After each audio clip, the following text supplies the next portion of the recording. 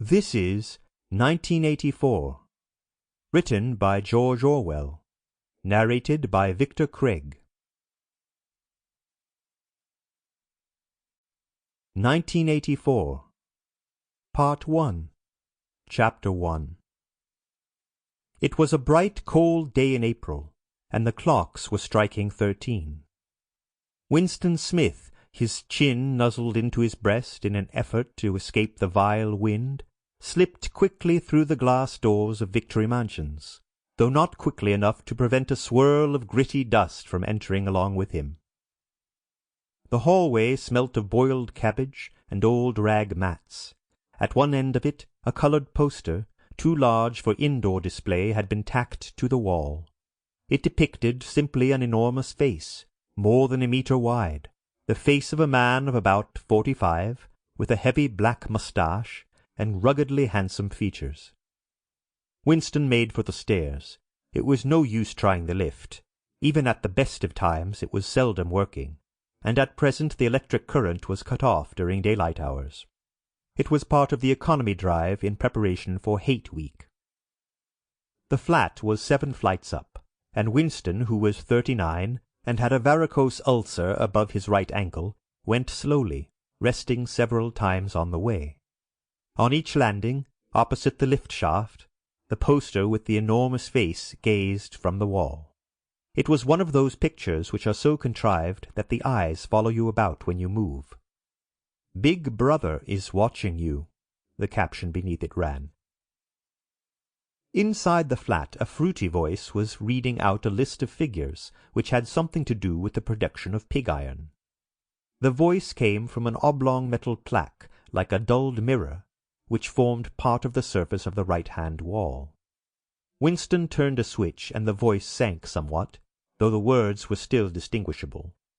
The instrument, the telescreen it was called, could be dimmed, but there was no way of shutting it off completely.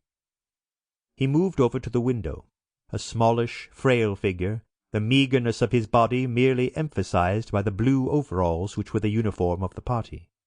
His hair was very fair, his face naturally sanguine, his skin roughened by coarse soap and blunt razor blades and the cold of the winter that had just ended. Outside, even through the shut window-pane, the world looked cold. Down in the street, little eddies of wind were whirling dust and torn paper into spirals, and though the sun was shining and the sky a harsh blue, there seemed to be no colour in anything, except the posters that were plastered everywhere. The black mustachioed face gazed down from every commanding corner. There was one on the house front immediately opposite. "Big Brother is watching you," the caption said, while the dark eyes looked down into Winston's own. Down at street level, another poster, torn at one corner, flapped fitfully in the wind, alternately covering and uncovering the single word "Ingsosh." In the far distance a helicopter skimmed down between the roofs, hovered for an instant like a bluebottle, and darted away again with a curving flight. It was the police patrol, snooping into people's matters.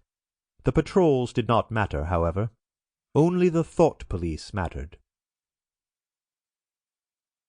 Behind Winston's back, the voice from the telescreen was still babbling away about pig iron and the over-fulfillment of the 9th 3-year plan. The telescreen received and transmitted simultaneously.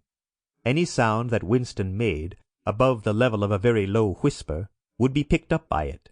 Moreover, so long as he remained within the field of vision which the metal plaque commanded, he could be seen as well as heard.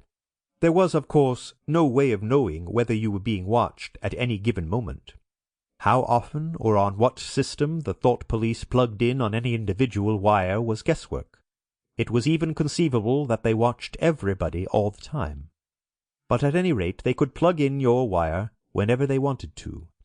You had to live, did live, from habit that became instinct, in the assumption that every sound you made was overheard, and, except in darkness, every movement scrutinized. Winston kept his back turned to the telescreen. It was safer, though, as he well knew, even a back can be revealing.